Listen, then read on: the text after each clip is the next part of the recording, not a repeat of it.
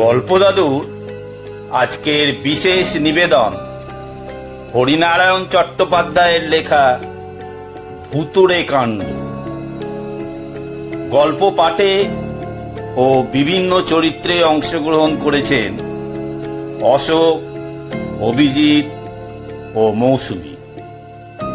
শুরু হচ্ছে হরিনারায়ণ চট্টোপাধ্যায়ের লেখা ভুতুড়ে কাণ্ড।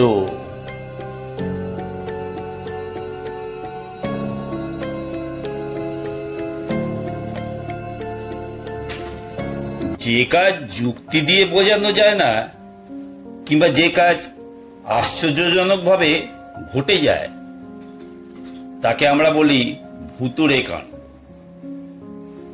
আবার ভূতরা নিজে যে কাজ করে তাকে তো ভুতুড়ে কাণ্ড বলেই।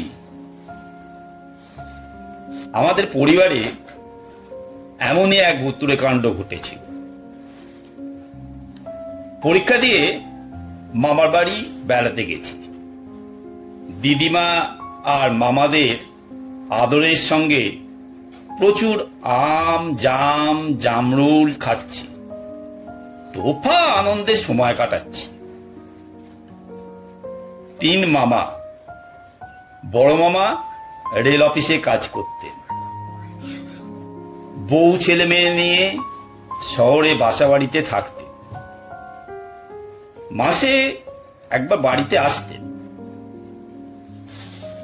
তিনি মেজ মামাকে তারই অফিসে চাকরি করে দেওয়ার কথা বলেছিলেন, কিন্তু মেজ মামা রাজি নন। ছেলেবেলা থেকে মেজ মামা একটু ভিন্ন প্রকৃতি, সব ব্যাপারে বেপরোয়া। তিনি বলেছিলেন, চাকরি বাকরি আমার হাতে পোষাবে না, আমি স্বাধীন ব্যবসা করব।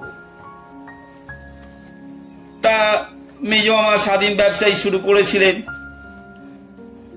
5 মাইল দূরের মাছের ভেড়ি থেকে মাছ কিনে গঞ্জের হাটে ব্যাপারীদের কাছে সেই মাছ বিক্রি করত। পরিশ্রমের কাজ, কিন্তু ভালো টাকাই হাতে থাকত। ছোট মামা কিছু করত না, মামাদের চাষবাসের জমি দেখতো আর অবসর সময়ে জাল দিয়ে পাখি ধরত। কাঠি দিয়ে খাঁচা করত আর তাতে পাখিগুলোকে রাখত। তবে বেশি দিন নয়, হঠাৎ একদিন ইচ্ছে হলো খাঁচা খুলে পাখিগুলোকে উড়িয়ে দিত। একদম পুরো খেয়ালি লোক। আমাদের গল্প অবশ্য মেজ মামাকে নিয়ে। গল্পই বা বলি কেন, একেবারে আমার চোখে দেখা ঘটনা। মেজ মামা ভোরে উঠে সাইকেল রওনা হয়ে যেতেন, খুব ভোরে। তখন ভালো করে আলো ফুটতো না, রাস্তাটা অনেকটা পাকা নয়, এই মানুষের পায়ে চলে সরু একটা রেখা। বেশ কিছুটা যাবার পর ইউনিয়ন বোর্ডের পাকা রাস্তা। একদিন ভোরে আকাশ মেঘাচ্ছন্ন, থেকে থেকে বিদ্যুতের ঝিলিক আর মেঘের গর্জন। বোঝা যাচ্ছে একটু পরেই ঝড় জল শুরু হয়ে যাবে। মেঘের ডাকে আমি ভোর ভোর উঠে পড়েছি। উঠে মেজ মামার যাওয়ার তোড়জোড় দেখছি। দিদিমা বললেন, ওরে, এই আবহাওয়ায় আজ না হয় নাই বেরোলি।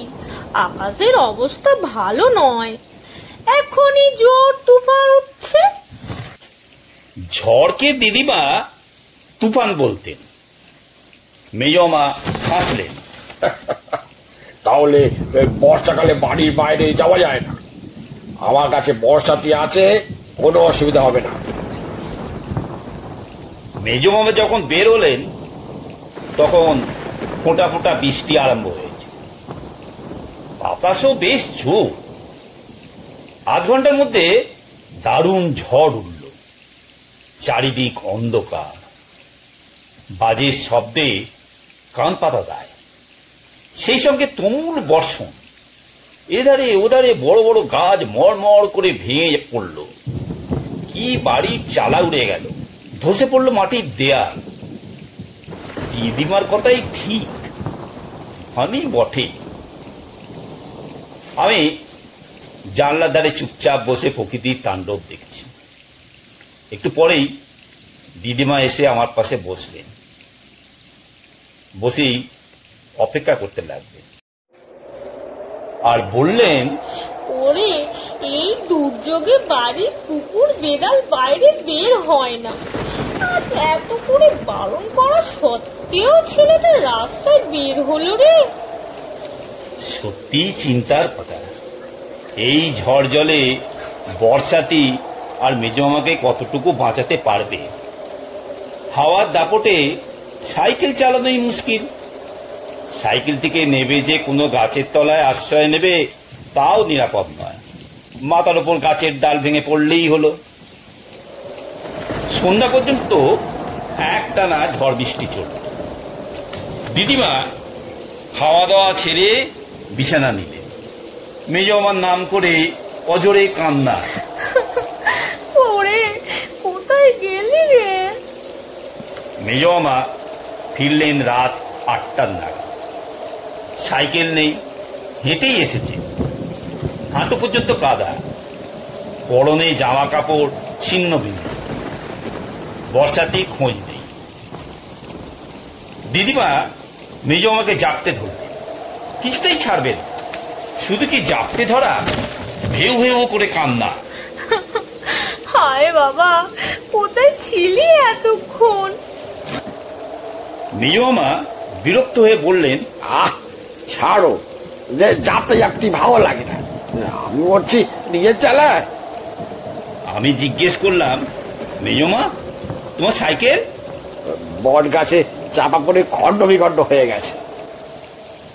বট গাছ চাপা?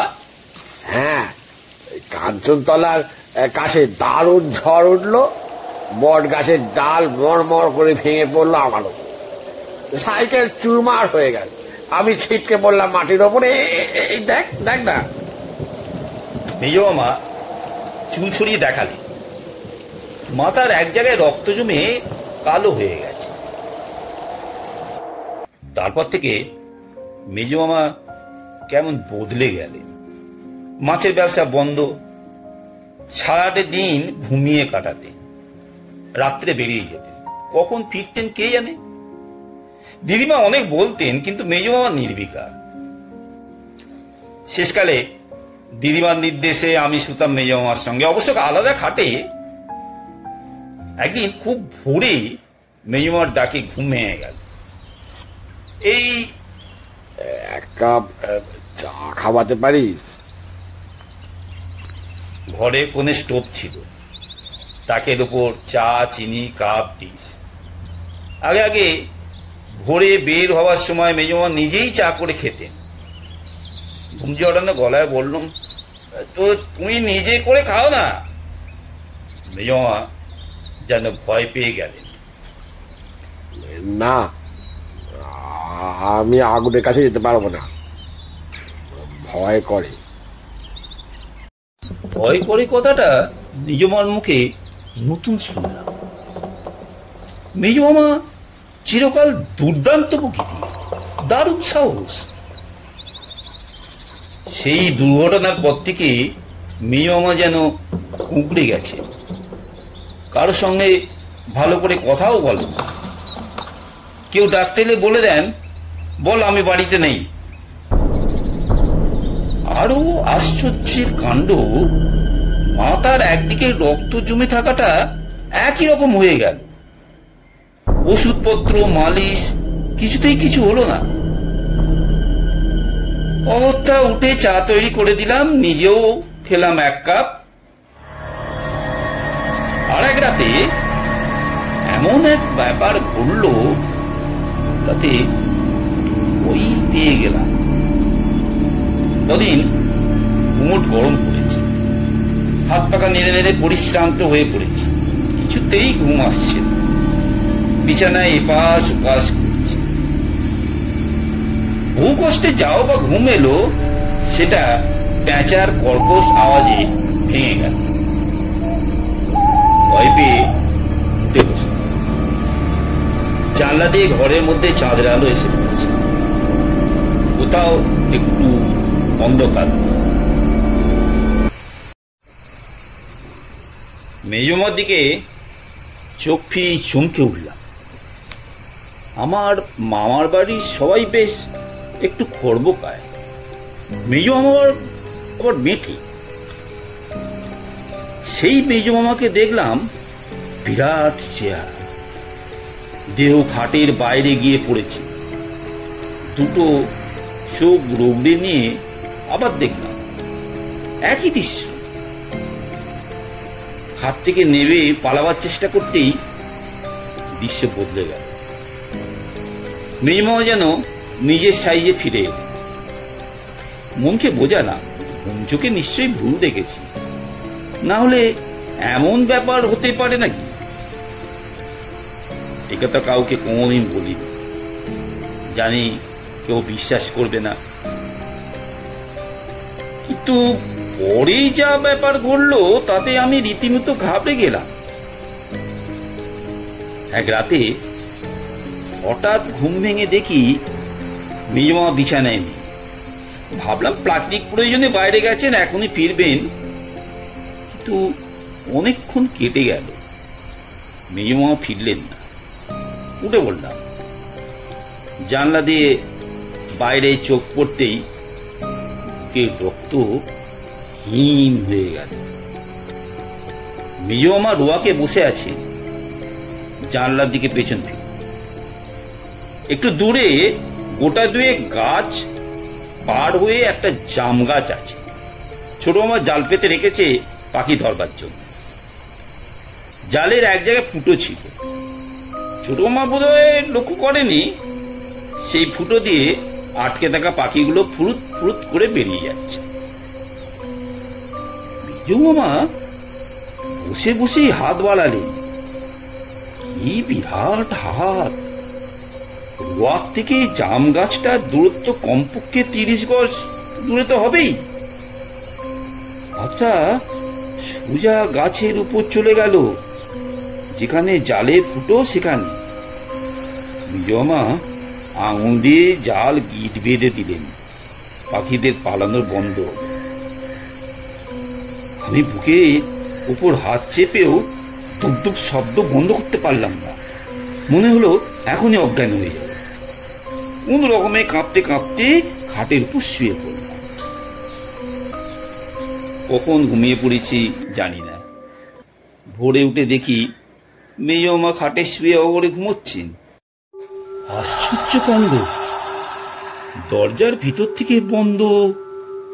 কাল রাতে মেজমামা যখন রোয়াকে বসে তখন লক্ষ্য করেছি দরজায় ছিটকা নেই। তাহলে মেজমামা বাইরে গেলেন কি করে? বন্ধ দরজা দিয়ে ঘরের মধ্যেই বা কি করে ঢুকলেন? ঠিক করে ফেললাম আর মামার বাড়ি নয়, কোনো একটা অছিলায় বাড়ি পালাবো। এটাও কি চোখের ভুল? দুবার এরকম চোখের ভুল হতে পারে কখনো? দুপুর বেলা কিন্তু মত বদলে গেল। ছোট মামা জালে আটকানো পাখিগুলো নিয়ে খাঁচায় পুড়ছিল। আমি বসে বসে দেখছিলাম। মেজমামাও বসেছিলেন। বেশিরভাগ মনুয়া আর টুনটুনি পাখি। একটা শুধু বড় আকারের টিয়া, গাঢ় সবুজ রং, লাল চোখ, কিছুতেই ধরা দেবে না। ছোট মামার হাতে ঠুকরে রক্ত বের করে দিল। আমি তখন দেখছিলামই, আরো একটা জিনিস লক্ষ্য করছিলাম। আর চোখে দেখছিলাম উঠোনে মেজমামার ছায়া পড়েছে কিনা। দেখে হাঁপ ছেড়ে বাঁচলাম। উঠানের উপর মেজমামার রীতিমতো ছায়া পড়েছে, আর তার পায়ের আঙুলগুলো একেবারে সাত। তার মানে রাত্রে নিশ্চয়ই আমি বিদঘুটে স্বপ্ন দেখেছি। পেট গরম হলে যা হয়, পেট ঠান্ডা করার জন্য রোজ সকালে একটা করে ডাব খেতে হবে। আর বাড়ি ফিরে যাওয়ার বিপদও আছে। এখানে দিব্যি হেসে খেলে বেড়াচ্ছি, আর ওখানে বাবা রোজ 5 পাতা হাতের লেখা আর 10টা অঙ্ক কষাবে। বেশ কিছুদিন অলৌকিক কিছু চোখে পড়ল না। বুঝতে পারলাম নিজের ভয়ের বিকৃত রূপটাই দেখেছি। মেজমা যে মাছের ব্যবসা ছেড়ে দিয়েছেন তাতে দিদিমার বেশ খুব খুশি। তার দুশ্চিন্তার অবসান হয়েছে। কিন্তু আমি ভাবি মেজমা চলবে কি করে। একদিন জিজ্ঞেসই করে ফেললাম, হ্যাঁ মেজমামা, তুমি যে মাছের ব্যবসা ছেড়ে দিলে কি হবে? মেজমা চুল আয়ড়াচ্ছিলেন, ফিরে বললেন, কেন, তোর অসুবিধাটা কি হচ্ছে? মুশকিলে পড়ে গেলাম। সামনে গিয়ে বললাম, না অসুবিধে আর কি, আগে তুমি মাঝে মাঝে বড় বড় মাছ আনতে। আমাকে থামিয়ে দিয়ে মেজমা বললেন, ও এই কথা, তোকে আজই বড় মাছ খাওয়াচ্ছি। মেজমা বেরিয়ে গেলেন। ফিরলেন হাতে একটা প্রকাণ্ড রুই মাছ নিয়ে। আমি তো অবাক। হ্যাঁ মেজমা, এর মধ্যে এত বড় মাছ পেলে কোথায়? মেজমা হাসলেন। একজন জেলে সঙ্গে দেখা হয়ে গেল, মাছের ঝুড়ি নিয়ে হাটে যাচ্ছিল। আমার তো সবই চেনা, বলতেই দিয়ে দিল। দিদিমার আনন্দ ধরে না। বঁটি নিয়ে এসেই মাছ কুটতে বসল। আমি কাছে দাঁড়িয়ে রইলাম। রোজ ছাই রঙা একটা উটকো বেড়াল এ বাড়িতে আসে, আহারের সন্ধান। সেদিনও সে এসে হাজির। বটির পাশে আঁশের বেড়ালটা এগিয়ে এসে আঁশে মুখ দিয়েই বিকট স্বরে ম্যাও করে অস্বাভাবিক স্বর। কেউ যেন তার গলা টিপে ধরেছে। তারপর ল্যাজটা খাড়া করে সোজা পাঁচিলের উপর গিয়ে উঠল। দিদিমাও ব্যাপারটা লক্ষ্য করেছিলেন। তিনি বললেন, হ্যাঁ রে, কি হলো বলতো বেড়ালটা? চেঁচিয়ে উঠলো কেন? গলায় কাটা ফাটা ফুললো নাকি? কিন্তু আমি স্পষ্ট দেখেছি বেড়ালটা একটা আঁশও মুখে তুলে দিল। খাওয়া তো দূরের কথা, কেবল শুঁকেই ওই রকম চিৎকার করে উঠল। সব ব্যাপারটা কেমন যেন অদ্ভুত মনে হয়েছিল। এমনকি দিদিমা যখন একটা কলা পাতায় বড় মাছের টুকরো ভেজে আমাকে খেতে ডাকলেন, তখন একটু প্রস্তুত করেছিলাম। তারপর মনে সাহস এনে মাছের টুকরো মুখে দিয়ে আশ্বস্ত হয়েছিলাম, না কোনো গোলমালের ব্যাপার নেই, দিব্যি সুস্বাদু মাছ। কত অল্পেতে আমরা ভয় পেয়ে যাই। বেড়ালটার ওভাবে চিৎকার করে ওঠার হাজার কারণ থাকতে পারে, তবে সেদিন থেকে বেড়ালটাকে আর ধারে কাছে দেখতে পাইনি। বোধহয় অন্য কোথাও বাড়িতে আস্তানা গেড়েছে। এতদিন কথাটা দিদিমা কিংবা ছোট মামাকে বলিনি, কারণ প্রথমত সব ব্যাপারটা নিজেই ঠিক বিশ্বাস করে উঠতে পারিনি। এটা আমারই চোখে ভুল কিংবা ভয়ের ছায়াটা রূপ ধরে আমার সামনে এসে দাঁড়িয়েছিল। দ্বিতীয়ত, প্রয়োজন হলে এই অলৌকিক কাণ্ড যে কাউকে দেখাতে পারবো এমন সম্ভাবনা কম। তাছাড়া দিদিমাকে নিজের ছেলের সম্বন্ধে কি করে এসব কথা বলি? তবে মনে মনে ঠিক করে রেখেছিলাম, আর একবার বিভৎস দৃশ্য চোখে পড়লেই মামার বাড়ি থেকে পালাবে। এখানে আদর যত্নের লোভে তো আর বেঘরে প্রাণ দিতে পারি না। বেশ কিছুদিন সব স্বাভাবিক, কোথাও কোনো গোলমাল হলো না। মেয়ে অবশ্য মাছের ব্যবসায় আর গেলেন না, বাড়িতেও বিশেষ থাকতেন, কোথায় কোথায় ঘুরে বেড়াতেন কে জানে। দিদিমা জিজ্ঞেস করলে বলতেন, একটা কিছু করবার চেষ্টা করছি, কতদিন আর চুপচাপ বসে থাকবো। তারপরেই অঘটন ঘটল। মাঝরাতে বাথরুমে যাবার প্রয়োজনে বাইরে বেরিয়ে দেখি ছোট মা ডোবাকে এক কোণে দাঁড়িয়ে, একেবারে পাথরের মূর্তির মতো নিষ্পন্দ নিশ্চল। আমি কাছে যেতেই আঙুল দিয়ে বাগানের দিকে দেখালো। যা দেখলাম তাতে আমার মাথা ঘুরে গেল। একটা গাছের ডালে মেজো মামা পা ঝুলিয়ে বসে। মেজো মামা মানে মুখটা মেজো মার, কিন্তু দেহটা বিরাট। মাথাটা প্রায় গাছের মগডালে ঠেকেছে, পা দুটো মাটির অল্প উপরে। কি খেয়ে খেয়ে বাগানের দিকে ছুঁড়ে ফেলছেন। একটা ছিটকে সে রুয়াকে ওপর পড়তে নিচু হয়ে দেখেই চমকে উঠলাম। রক্তমাখা হাড়ের টুকরো, সমস্ত শরীর থরথর করে কেঁপে উঠল। মনে হলো এখনই বুঝি অজ্ঞান হয়ে লুটিয়ে পড়ল। ছোট মামা আমার অবস্থাটা বুঝতে পেরে আমার হাতটা শক্ত করে ধরে ঘরের মধ্যে নিয়ে এসেছিল। তারপর দিন 15 কি হয়েছে আমি জানি না। দারুণ জ্বরে আমি প্রায় বেহুঁশ। দিদিমা চেয়েছিলেন আমার বাবাকে খবর দিতে, কিন্তু ছোট মামা অনেক বুঝিয়ে তাকে নিরস্ত করেছিল। ছোট মামা বলেছিল শুধু ভয় পেয়ে আমার এই জ্বর, ডাক্তারও তাই মত। এর মধ্যে বাবাকে টেনে নিয়ে এলে আমার ব্যাপারটা তাকে জানাতে হবে। স্বাভাবিকভাবেই কতটা বাবা বিশ্বাস করবেন এটা আশা করা যায় না। অথচ তার পরের দিন সকালে দিদিমার পোষা ছাগলটা নিখোঁজ। বুঝতে বুঝতে বাগানের মধ্যে তার ছিন্ন মুন্ডুটা পাওয়া গিয়েছিল। চারিদিকে রক্ত মাখা যেসব হাড়ের টুকরো পাওয়া গেল, সেগুলো যে ছাগলেরই হাড় সে বিষয়ে কোনো সন্দেহ।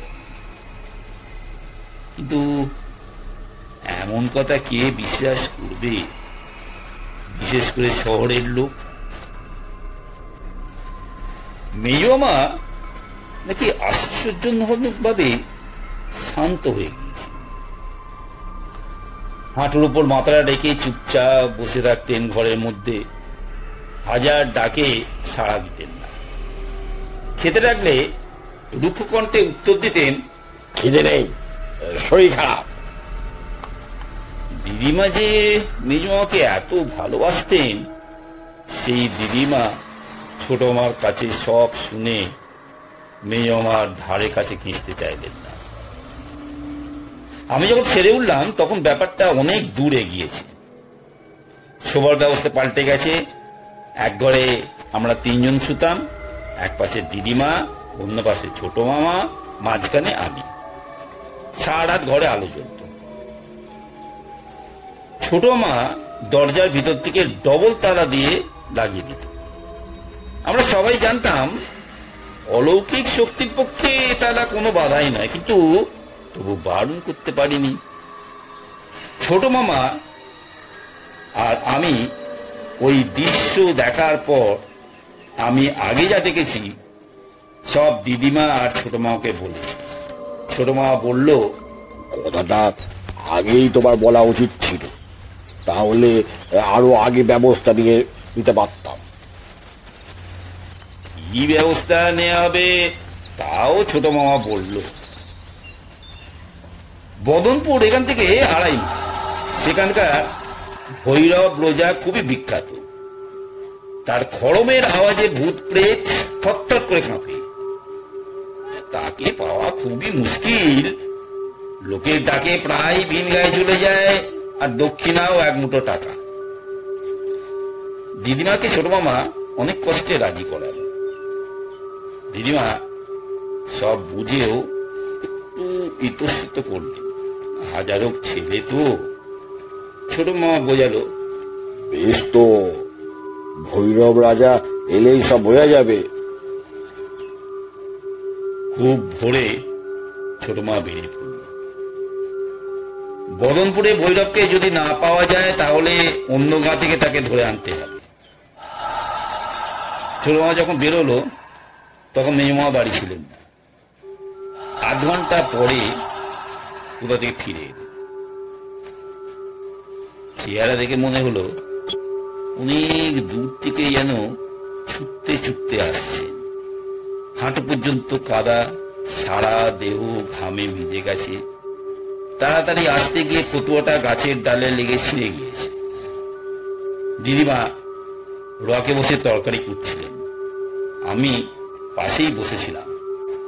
মেজমা সামনে এসে দাঁড়াল, ঠোঁটের দুপাশে ফেনা, লাল চোখ পাকিয়ে দিদিমাকে জিজ্ঞেস করলেন, শোনে কোথায় গেছে? শুনে ছোট আমার ডাক না, আমার বুকে দুবদাব শব্দ আমি স্পষ্ট শুনতে পেলাম। ভয় হলো অবশ্যই বটির উপর না পড়ে যায়। দিদিমা কাঁপা কাঁপা গলায় বললেন, নিজে কি একটা দরকারে গেছে। নিজের দরকার? ছাই। মেজমা দাঁত কিরমির করে উত্তর দিলেন, ভাই তো নয়, সত্য শত্রু। আচ্ছা ঠিক আছে। কথাগুলো বলেই মেজমা জোরে জোরে পা ফেলে বাড়ির চারপাশে ঘুরতে লাগলেন। দুটো হাত পিছনে, কেবল মাথা নাড়ছেন, থুতু ফেলছেন আর ঘুরছেন। ব্যাপারটা দেখে দিদিমা সাহস পেল, আমার হাত ধরে ঘরের মধ্যে ঢুকে দরজায় খিল তুলে দিল। দিদিমার দিকে চেয়ে দেখি তার দু চোখ বেয়ে জল গড়িয়ে পড়ছে। তার মনে কথাটা বুঝতে পারলাম। যতক্ষণ মেজমা বাড়ির চারদিকে ঘুরতে লাগলেন ততক্ষণ আমি আর দিদিমা ঘরের এক কোণে চুপচাপ বসে রইলাম। কিছুক্ষণ পর মেজমাকে আর দেখা গেল না। দিদিমা উঠে জানলা দিয়ে দেখে যখন নিঃসন্দেহ হলেন যে মেজমা ধারে কাছে কোথাও নেই, তখন আমাকে খেতে দিলেন। নিজে কিছু খেলেন না, ছোট মামা এলে একসঙ্গে খাবে। আমি খাবো কি? তখনও শরীর থরথর করে কাঁপছে, মনে হচ্ছে কিছু খেলেই বমি হয়ে যাবে। মনে মনে ঠিক করে ফেললাম কোন রকমের আজকে ডাকটা কাটিয়ে কাল সকালেই বাড়ি রওনা হবে। এখানে এভাবে ভয়ে কুঁড়ে থাকলে শীঘ্রই শক্ত অসুখে পড়ে যাবে। ছোট মামা ফিরল বেলা 2:30 নাগাদ, সাইকেল রিস্কায়, সঙ্গে ভৈরব রোজা। আমি জানলা দিয়ে দেখতে লাগলাম। ভৈরবের পরনে লাল টকটকে কাপড়, গায়ে কোনো জামা নেই, গলায় অনেকগুলো রুদ্রাক্ষের মালা, দুহাতে রুদ্রাক্ষের টাকা, লাল দুটি চোখ, কপালে সিঁদুরের ফোঁটা, ঝাগড়া পাকা চুল কাঁধ পর্যন্ত এসে পড়েছে। ভৈরব নেমে ঢুকতে গিয়েই থমকে দাঁড়িয়ে পড়ল। বাতাসে কি যেন শুকলো। তারপর ছোট মামার দিকে ফিরে বলল, কেউ গৃহবন্দী করেছে। ছোট মামা অবাক, গৃহবন্দী কি? কেউ মন্ত্র পড়ে গৃহবন্ধন করে দেয়, তাতে এই গৃহের মধ্যে কোনো কাজ কর্ম করলে তা ফল দেয় না। কি কাজ করবি? যাকে তাড়াতে চাও সেই করবে, কিন্তু তার পক্ষে তো কিছুই জানা সম্ভব নয়। ছোট মামার কথায় ভৈরব খুব জোরে হেসে উঠল। প্রেতাত্মার পক্ষে সব কিছুই জানা সম্ভব। মানুষের চেয়ে তারা অনেক বেশি শক্তির অধিকারী হয়। তাহলে শহরের উপায় উপায় আছে বই কি। তুমি আগে সাইকেল রিক্সাকে বিদায় দাও। ছোট মামা সাইকেল রিক্সায় ভাড়া মিটিয়ে দিল। ভৈরব পাশে রাখা ঝোলা থেকে একটি মাটির ছড়া বের করল। তারপর 4টে পাকা লঙ্কা, 1 মুঠো সর্ষে, কতগুলো কুশের ডগা রাখল। তারপর রাস্তার উপরেই বসে পড়ে বিড়বিড় করে মন্ত্র পড়তে লাগলো। মন্ত্র পড়ার সঙ্গে সঙ্গে সে লঙ্কা, সর্ষে আর কুশের ডগা আমাদের বাড়ির দিকে ছুটতে লাগলো। পিছনে নিঃশ্বাসের শব্দ হতে ফিরে দেখলাম দিদিমা এসে দাঁড়িয়েছে। তার চোখে তখনও জল। আধ ঘন্টা পরে ভৈরব উঠে দাঁড়ালেন। ঠিক আছে, এবার বাড়ির মধ্যে চলো। ভৈরবের কাণ্ড কারখানা দেখে ইতিমধ্যেই রাস্তার উপর গায়ে কিছু লোক জড়ো হয়েছিল। ভৈরবের পিছনে তারা বাড়ির মধ্যে এসে ঢুকল। উঠোনে মাটি দিয়ে বেদি করা হলো, তাতে কাঠ, শুকনো ডালপালা দিয়ে আগুন জ্বালানো হলো। ভৈরব সেই অগ্নিকুণ্ড প্রদক্ষিণ করতে করতে মাঝে মাঝে কাঠে করে ঘি ছিটিয়ে দিতে লাগলো। সঙ্গে সঙ্গে আগুন দাউ দাউ করে জ্বলে উঠতে থাকলো। ততক্ষণে সাহস পেয়ে আমি রুয়াকে গিয়ে খুঁজেছি। দিদিমা আমার পাশে, ছোট মামা ভৈরবের কাছে, তার ভাই ফরমাস থাকে। আধ ঘন্টা কিছু হলো না, সব নিস্তব্ধ। শুধু ভৈরবের রুক্ষ গলায় মন্ত্র পাঠে শব্দ শোনা গেল। অদ্ভুত ভাষা। আমি তখন ভাবতে শুরু করেছি যে সবটাই বুঝলু কি। তখনই হঠাৎ শোঁ শোঁ আওয়াজ, ঠিক অনেক দূর থেকে ঝড় এলে যেমন হয়। পশ্চিম দিকের গাছপালাগুলো ভীষণ ভাবে দুলতে লাগলো। গাছের ডালে বসা কাকের দল চিৎকার করে আকাশে পাক খেতে লাগলো। একটু পরেই গাছপালার পিছন দিকে মেজমামা এসে হাজির। দুটি চোখ বন বন করে ঘুরছে, ফুলে উঠেছে নাকের পাটা, মুখে একটা মুরগি। বেচারি মরণ যন্ত্রণায় পাকা ছটফট করছে। মেজমার 2 গজ বেয়ে রক্ত গড়িয়ে পড়ছে। মেজমার সেই মুক্তি দেখে আমি ভয়ে দিদিমাকে জড়িয়ে ধরলাম। দেখলাম উত্তেজনায় দিদিমাও ঠকঠক করে কাঁপছে। মেজমা এসে দাঁড়াতে ভৈরবের চেহারা বদলে গেল। সে আরো জোরে জোরে মন্ত্র করতে লাগলো। আগুনে মুঠো মুঠো কি ফেললো, তাতে আগুন আরো দাও দাও করে জ্বলে উঠলো। এগোতে পারলো না। আম গাছের তলা পর্যন্ত এসে দাঁড়িয়ে পড়লো। বিশেষভাবে ভৈরবকে গালাগাল দিতে লাগলো। হাত খাওয়া মুরগিটা ছুঁড়ে দিল তার দিকে। মুরগিটা এসে পড়লো আগুনের মধ্যে। ভৈরব চেঁচিয়ে উঠল, আমি দয়াল বাড়ছে। মেজমামা আরো চিৎকার করে বললেন, না, তুই দয়াল নস। ঠিক করে বল কে তুই? দয়াল বানুচ্ছে মেজমার নাম, তার নাম টোনা। বলবো না। মেজমার সে কি গর্জন, ঠোঁটের দুপাশে ফেনা এসে জমল। বলবি না? আচ্ছা, দেখি বলিস কিনা। ভৈরব পাশে পড়ে থাকা ছাড়াটা তুলে নিয়ে ঘটের উপর মারতে লাগলো। সঙ্গে সঙ্গে মেজমা আর্তনাদ করে উঠল। মনে হলো ছাড়ার প্রত্যেকটা ঘা যেন তার দেহে পড়ছে।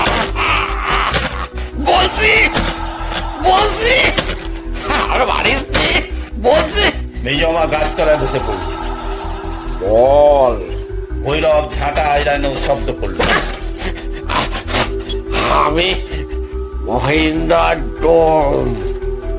ভৈরব দিদিমার দিকে চেয়ে ফিরল। চেনেন মহিন্দার ডোমকে? দিদিমা একটু ভেবে নিয়ে বললেন, আমি কখনো দেখিনি। বাবা বাবার কাছে শুনেছি মহিন্দর পুজোর সময় ঢাক বাজাতো। বিষয় সম্পত্তি নিয়ে শরিকদের সঙ্গে গন্ডগোল হওয়াতে তারা পিছন দিক থেকে মাথায় লাথি মেরে লোকটাকে শেষ করে দিয়েছে। মেজো আমা আর বলবো না, মহেন্দ্রই মহেন্দ্র চুপচাপ সব শুনল।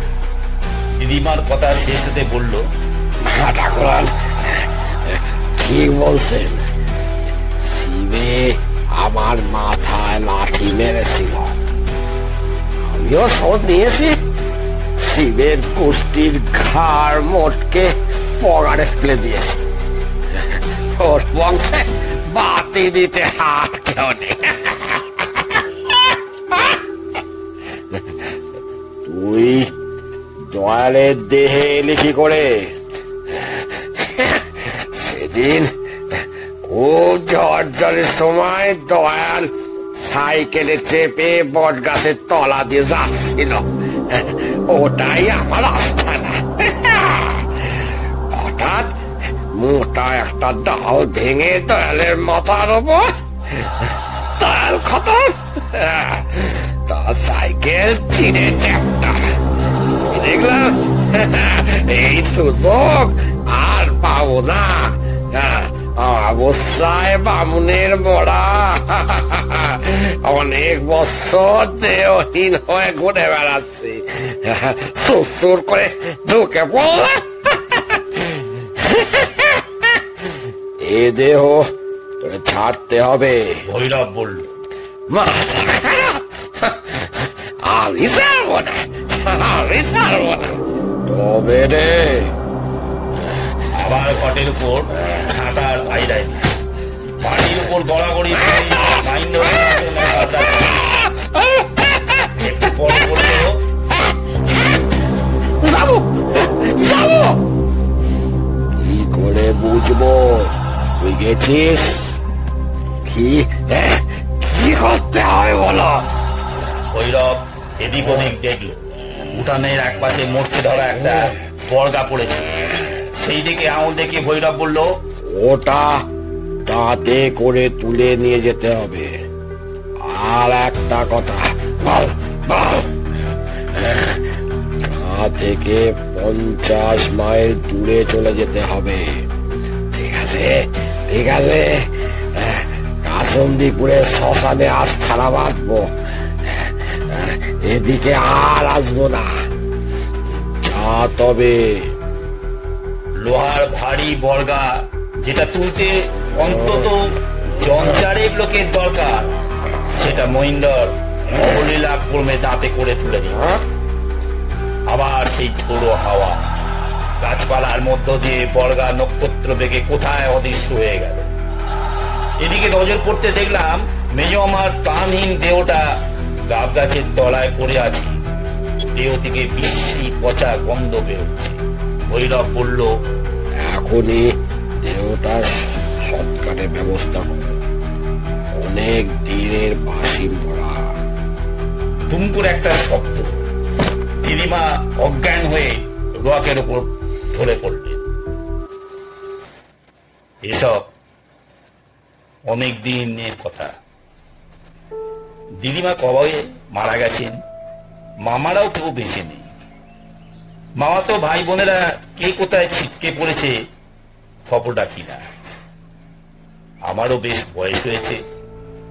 খুব ঝড় জল শুরু হলে সব ঘটনাটা চোখের সামনে ভেসে ওঠে। মাঝে মাঝে মনে হয় সত্যি এসব অবিশ্বাস্য ব্যাপার ঘটেছিল, কিন্তু চোখের সামনে দেখা সবকিছু অস্বীকার করি কি করে?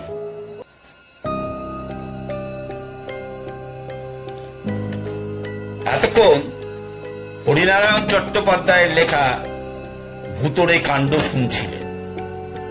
গল্পটি ভালো লাগলে সাবস্ক্রাইব ও লাইক করুন, অবশ্যই শেয়ার ও কমেন্ট করবেন। আগামী সপ্তাহে আরো নতুন গল্প আসবে, শুনতে থাকুন।